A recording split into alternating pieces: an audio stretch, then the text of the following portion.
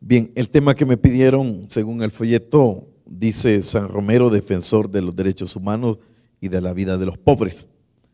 He tratado de tomar elemento general del contenido de los derechos humanos aplicado pues a la vida de nuestro mártir San Óscar Arnulfo Romero. En primer lugar, hablaré sobre las generalidades como una aproximación a lo que son los derechos humanos. Porque si vamos a hablar como a Monseñor Romero como defensor de los derechos humanos, tenemos que saber qué son los derechos humanos. Podemos decir que los derechos humanos son facultades o atributos inherentes a la persona humana, que se basan en su dignidad, en la dignidad humana que todos tenemos. Entonces, esos son los derechos humanos, facultades o atributos inherentes a la persona que son basados en su dignidad. Los derechos humanos se consideran importantes porque a lo largo de la historia se han visto como muros de contención frente al poder. Este es un elemento fundamental. Los derechos humanos se pensaron desde el inicio, ¿verdad? No voy a hablar de la historia de los derechos humanos porque no es el tema, pero se han pensado como muros de contención frente a los abusos del poder, llamémosle monarquía, feudalismo, regímenes totalitarios o sistemas democráticos también, ¿verdad? Entonces han sido considerados como muros de contención. También los derechos humanos son considerados como conquistas sociales que han ayudado a la búsqueda de la construcción de una vida digna de la persona humana. Conquistas sociales. Los defensores de los derechos humanos han luchado a lo largo de toda la historia para el reconocimiento de los derechos primero civiles y políticos, posteriormente económicos, sociales y culturales, y así sucesivamente los derechos de tercera generación o cuarta generación, pero han sido conquistas. No, el Estado no las ha concesionado, no ha dicho, bueno, como Estado les voy a dar esto, no, han sido conquistas que el pueblo que organizado ha adquirido a través de luchas y muchas luchas sangrientas. Además, los derechos humanos son instrumentos de emancipación que sirven para liberar, dignificar y buscar la realización de la persona, ¿verdad? Entonces, dicho esto, ya entraré a hablar sobre los antecedentes históricos de los derechos humanos en el contexto de donde aparece Monseñor Romero aquí en Arquidiócesis. En la época que Monseñor Romero ejerce su ministerio pastoral, existe ya, oigan bien, él viene el 77, ¿verdad? De febrero, 22 de febrero del 77. En la época que Monseñor Romero viene a la Arquidiócesis, ya existe una internacionalización de los derechos humanos. Es decir, que la protección de los derechos humanos no es solo responsabilidad de los estados. Anteriormente, con las dos guerras mundiales que han pasado, ha quedado probado que los estados no son capaces de proteger o garantizar los derechos humanos. Por lo tanto, la comunidad internacional se ha hecho cargo de la protección también de los derechos humanos. También es responsabilidad de la comunidad internacional.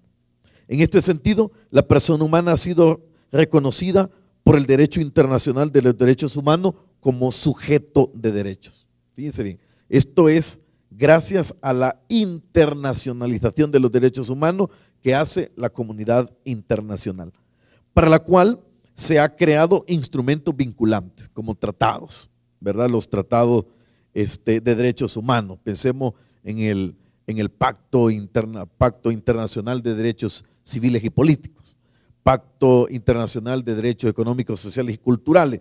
Entonces, esos instrumentos ya son vinculantes para aquellos países que los han firmado y ratificado. Para eso también ya se han creado órganos de protección. Cada tratado tiene comités que son los órganos de protección que velan para el cumplimiento y también mecanismos de protección. Entre los instrumentos vinculantes que ya existen para la protección de los derechos humanos en la época de Monseñor Romero tenemos la Declaración Universal de los Derechos Humanos, 1948.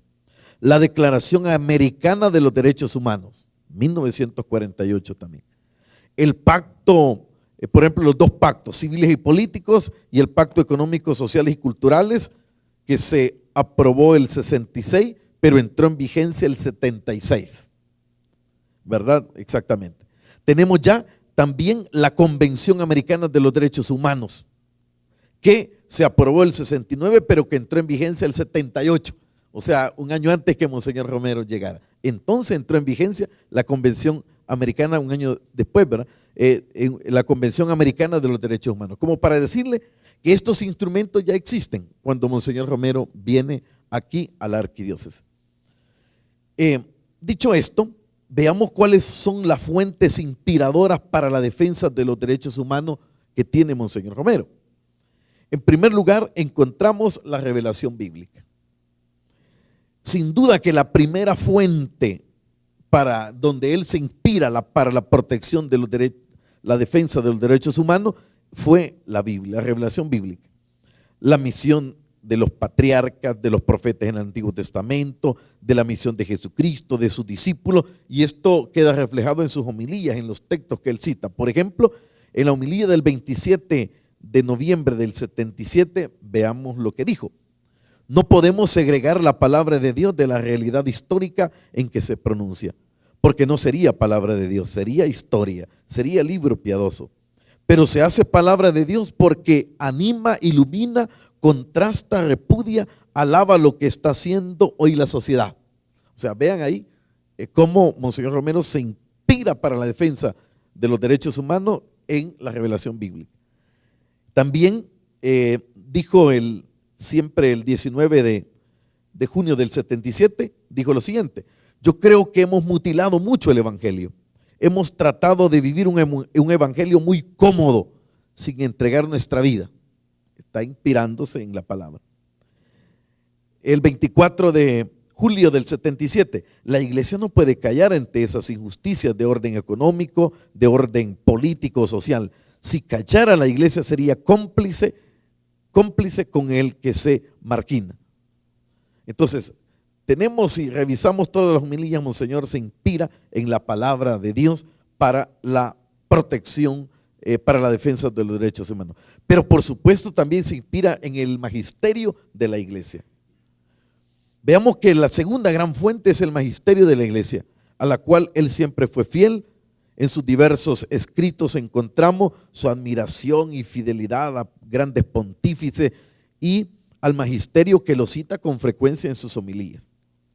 El Vaticano II, recordemos, convocado el 62 y clausurado el 65, puso a la iglesia dentro del mundo como levadura y ya no de espalda como estaba antes del Concilio Vaticano. Y por eso Monseñor Romero cita a la Gaudium et Spes número 1 y vean lo que dice: los gozos, más bien recordemos, los gozos y la esperanza, la angustia y la tristeza de los hombres de nuestro día, sobre todo de los pobres y de toda clase de afligidos, son también gozo, esperanza, tristeza, angustia de los discípulos de Cristo, y nada hay de verdaderamente humano que no tenga resonancia en su corazón. Es decir, el concilio vuelve a poner a la iglesia dentro del mundo y no de espaldas. Este compromiso que está asumiendo la iglesia a nivel universal es novedoso. Para esa época, por eso lleva a planificar una nueva praxis pastoral que responda a esa nueva visión eclesial.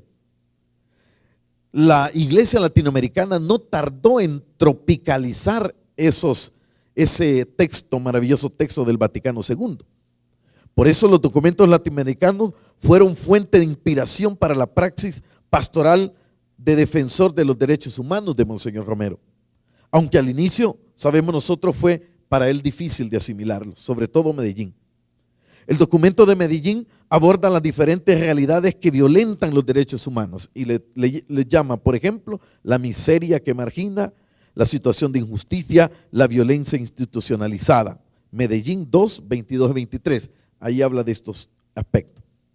Dice, por ejemplo, defender, dice Medellín en este texto, defender según el mandato evangélico los derechos de los pobres y oprimidos, urgiendo a nuestros gobiernos y clases dirigentes para que eliminen todo cuanto destruye la paz social.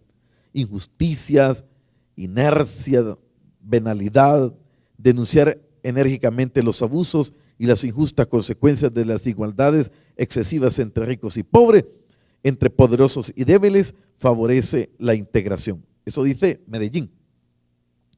En la misma sintonía irá el documento de Puebla. Recordemos que ya Monseñor Romero estuvo participando en esta segunda conferencia latinoamericana en el 79, donde participó.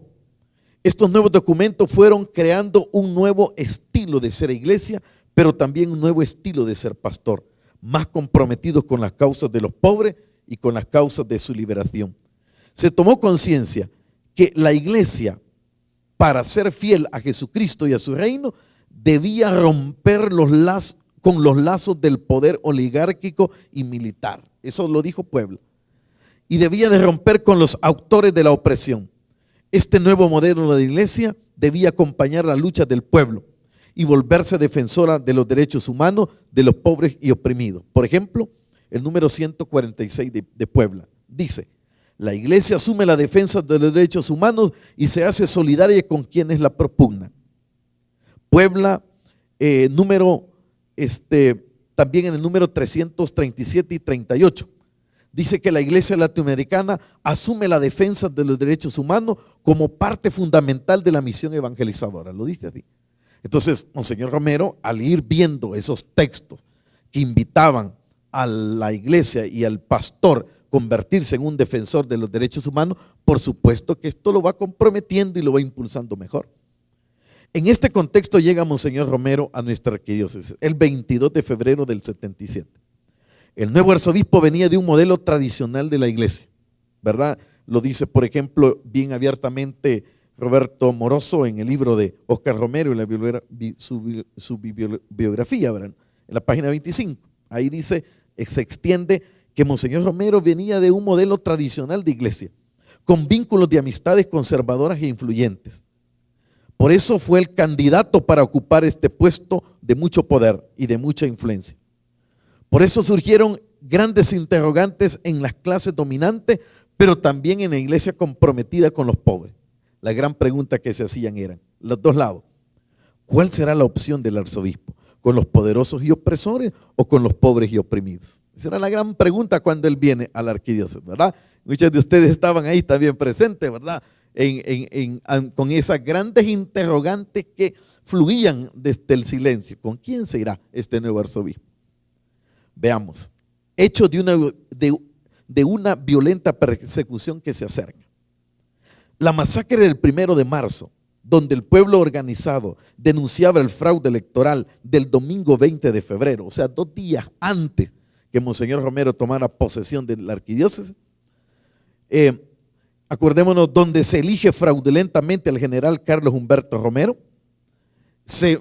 la sociedad y también los cristianos comprometidos hicieron una manifestación muy grande en la Plaza Libertad, ¿verdad? Y fueron masacrados. Ante esto hubieron muchos muertos, muchos se refugiaron en la iglesia del Rosario. Ante estos actos de agresión que se refugian en el templo del Rosario, cuando a Monseñor Romero le cuentan lo que está pasando y que tienen cateada la iglesia del Rosario, después de un largo silencio, cuentan los testigos, decide suspender sus compromisos pastorales y piden que protejan a las víctimas de esta represión que el Estado está realizando contra ellos. Y pone todo su personal a trabajar por la protección de las víctimas. Esto de entrada, 2 días antes, la gran masacre de la Plaza Libertad, por estar protestando por el segundo gran fraude, ¿verdad? Bueno, tercero, cuarto, ¿verdad? Desde los 60 venían fraguándose, pero esto era lo más caliente, el 72 y el 77. El 12 de marzo, 18 días después de la toma de posesión, asesinan a uno de sus mejores amigos, el padre Rutilio Grande, ¿verdad? Y cuentan los que estuvieron ahí que al contemplar el cuerpo de su amigo, él dijo, era un hombre pobre, hablando de Rutilio, ¿verdad? Eso está en el libro de Rodolfo Cardenal, escrito, que se llama Historia de una Esperanza, ¿verdad? Que salió pues el 2015.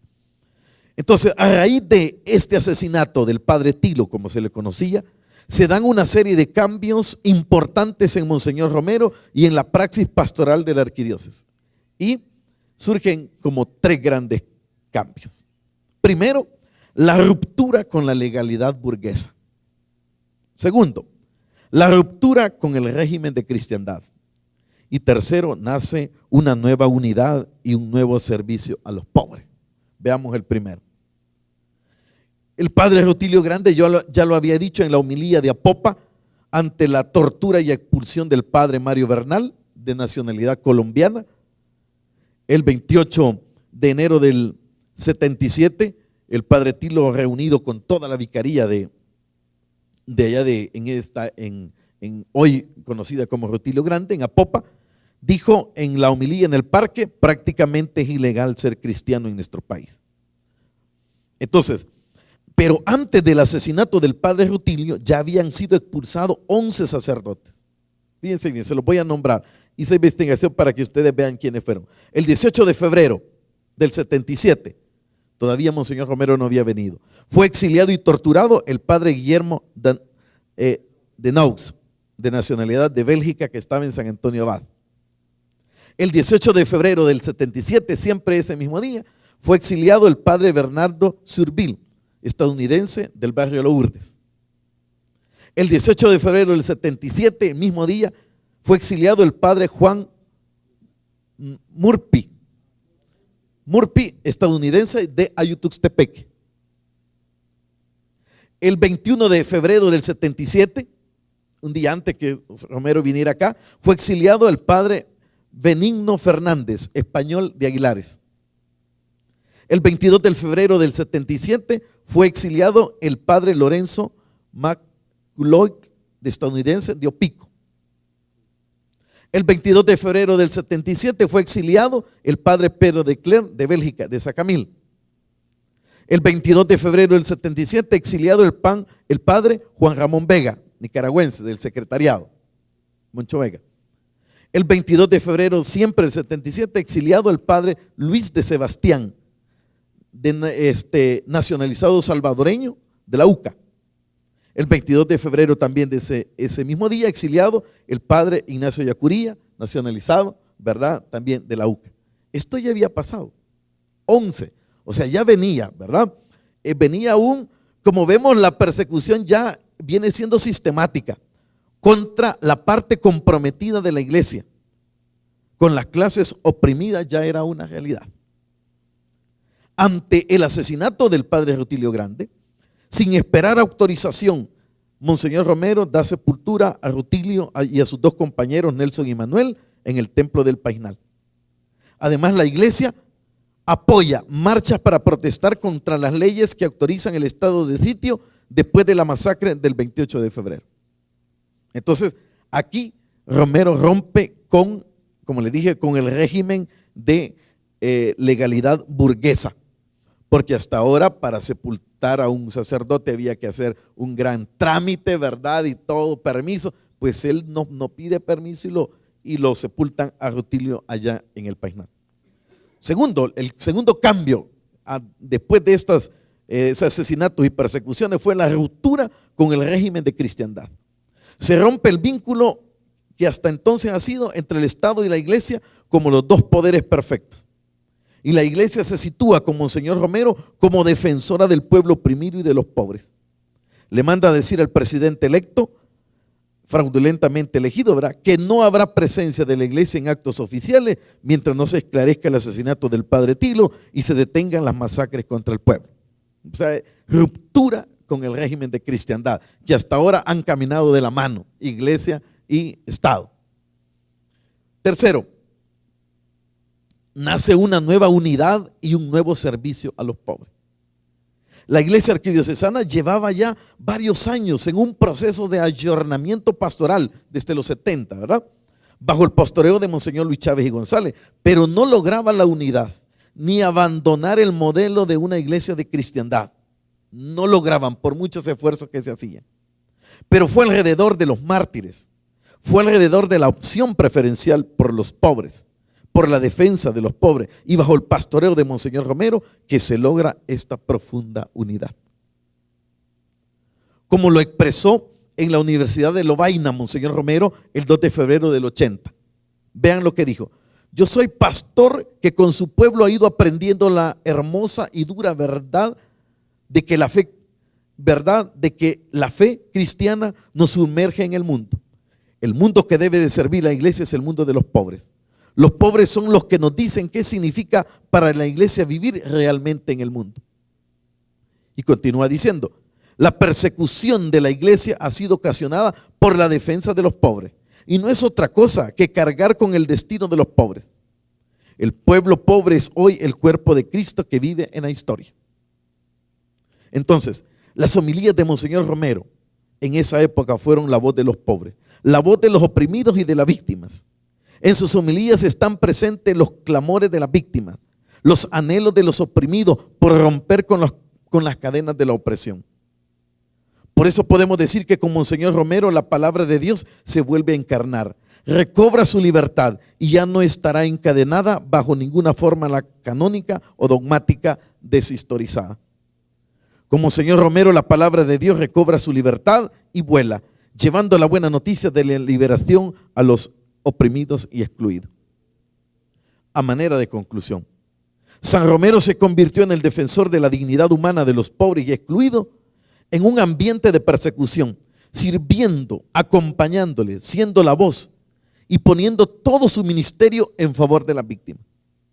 Por eso su canonización significó un reconocimiento de su santidad y de su compromiso por la defensa de los pobres.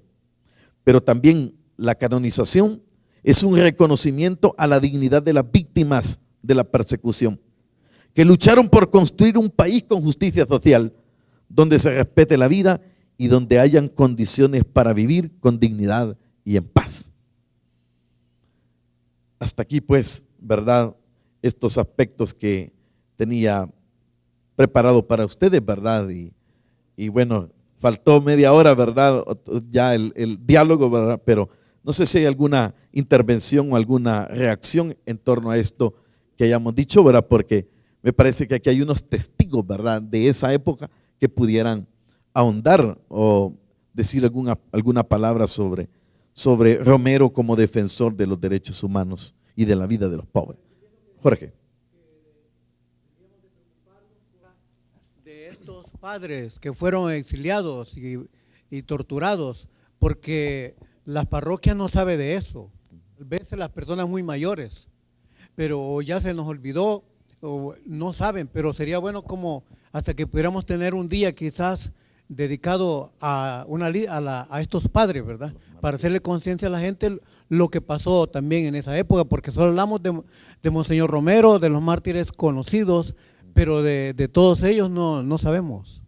Gracias. Muy bien, yo creo que es una gran oportunidad hoy que tenemos como eje transversal, ¿verdad?, la espiritualidad martirial en el plan pastoral, ¿verdad? Entonces yo creo que ahí hay que diseñar de los que llevan el plan, ¿verdad?, un material que nos ayude a recobrar la memoria de nuestros mártires y de nuestros compañeros que también fueron perseguidos, ¿verdad? Perfecto. Emilio.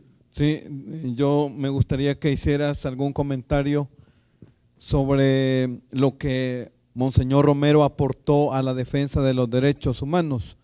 Yo pienso que Monseñor Romero defendió el derecho de los campesinos, los obreros, los cortadores de café. Ya tienen derechos, pero él promovió y renovó la defensa de los derechos de los más débiles, ¿verdad? No sé cómo veas tú el aporte de ese respeto al derecho humano. Obviamente que después ha hecho falta, digamos, hasta el día de hoy, por ejemplo, una reforma agraria, una reforma fiscal, para que el que tiene más pague más y el que tiene menos, pues pague menos o nada, ¿verdad? A eso vamos, correcto, Emilio. Por eso mencioné los dos pactos, ¿verdad?, al inicio, ¿verdad? Porque cuando Monseñor Romero ya está en vigencia el pacto de derechos civiles y políticos, donde están en los civiles y civiles está el derecho a la vida, el derecho a la integridad, ¿verdad?, el derecho a la libre expresión, todos los derechos individuales. Por supuesto que esos derechos, como estaban siendo más reprimidos, fue los primeros que se puso a la defensa, pero también de los derechos sociales. Por ejemplo, Monseñor Romero sabemos que estuvo muy interesado en la lucha por la reforma agraria, ¿verdad? Que ya era la distribución de la tierra, que era en esa época el talón de Aquiles, ¿verdad? Y que fue uno de los puntos clave, ¿verdad? En la guerra, la distribución de la tierra, la distribución. Ahora podría ser la lucha, la reforma fiscal, ¿verdad? Hoy, ¿verdad? En aquella época, el derecho, el acceso a la tierra. Por lo tanto, campesino que no tenía dónde vivir ni dónde desarrollar un proyecto de vida, no tenía tierras. Entonces, Monseñor Romero, si ustedes ven todos sus escritos, él apoya siempre el proyecto de reforma agraria, ¿verdad? El Padre Pío. Claro, al presentarnos la figura de San Romero, pues vemos de que un gran pastor, pues defensor, ¿verdad?, de los derechos humanos, que amó a las cosas por su nombre y que tomó opción, ¿verdad?, clara por los que estaban siendo masacrados, por los que estaban sufriendo, y que levantó su voz. O sea, pues tenemos nuestra iglesia, ¿verdad?, tiene esta fuente inagotable, y pues como San Romero nos tiene que ayudar hoy a nosotros acá. San Romero respondió a ese momento histórico, la iglesia, el cuerpo de Cristo, se hizo carne. Y ahí me decía algo ayer, ¿verdad? Hoy creo que era, de que un peligro de vivir del pasado o sentirnos orgullosos de eso. Yo considero que todo esto que se vivió nos tiene que motivar hoy a nosotros. Tutela legal, ¿verdad? Que creo que también viene de ahí, de querer ser también fiel a este proyecto y a este compromiso de Monseñor Romero. Tutela legal, bueno, voy al hoy, ¿verdad? Han dicho su voz ustedes ante situaciones que se viven en el país. Y últimamente este comunicado de la ley de reconciliación. Entonces, considero que esto es muy bueno, positivo. Estamos continuando este espíritu de Monseñor Romero. Y a veces nosotros como iglesia ignoramos esto. Hoy a veces, pues, talleres o derechos humanos, a veces hasta pocos sacerdotes participamos de eso o no queremos, ¿verdad? Entonces, un peligro es vivir del pasado, sentirnos orgullosos de eso. Pero hoy, ¿qué nos pide hoy San Romero? Hoy, concretamente, ante esta ley de reconciliación, ¿quiénes se pronuncian? ¿Quiénes hablan? Qué bonito que ustedes, tutela legal lo ha presentado. Entonces, nosotros como iglesia, hoy, ¿a quiénes tendríamos que estar defendiendo? ¿Por quiénes tenemos que estar, pues, optando, levantando nuestra voz y poniéndonos del lado de ellos? Y me gustaría que tal vez algo, pues, comentaras de este comunicado acerca de este último comunicado. Sí, cómo no. Bueno, gracias, Padre. Sí, yo creo que el ponernos del lado de la defensa de los pobres, de los vulnerables, sin duda que esto nos trae dificultades, ¿verdad? Esto nos acarrea persecución. Y esto no es rentable, ¿verdad? Tampoco, ¿verdad? Entonces, por eso es que nuestros laicos tienen temor. Si ustedes se fijan, cuando los invitamos a formar las pastorales de derechos humanos, mejor en liturgia, dicen, ¿verdad? Mejor me voy a liturgia. Y las pastorales de liturgia, ¿verdad? Y de adoración, pero están topadas. Pero las pastorales que llevan un compromiso social no nos gusta, porque nuestra gente no quiere todavía tener una opción decidida, ¿verdad? Nosotros también, ¿verdad? Entonces, nos gusta, le apostamos más a aquello que da divisas, ¿verdad? Económicas, ¿verdad? Pero no a invertir y a comprometernos con la defensa de los pobres, ¿verdad? Y con lo respecto que dice usted, bueno, pero es un desafío que cada quien tiene que ir haciendo una opción, ¿verdad? Y con lo respecto que dice, sí, efectivamente, nos hemos pronunciado en contra del anteproyecto de la ley de reconciliación que la Asamblea Legislativa pretende aprobar ahora sí, porque no quieren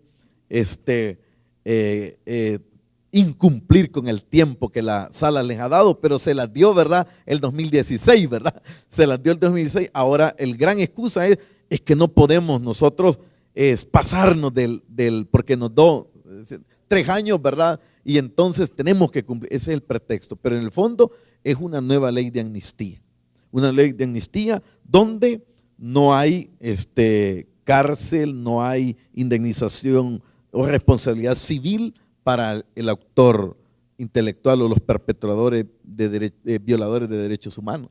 No hay. Prácticamente es una ley que Parker dejó, se las dejó y ellos los han retomado, que prácticamente es una ley que genera impunidad y que lo peor, que da discrecionalidad al fiscal para ver qué casos va a investigar, los que él quiera.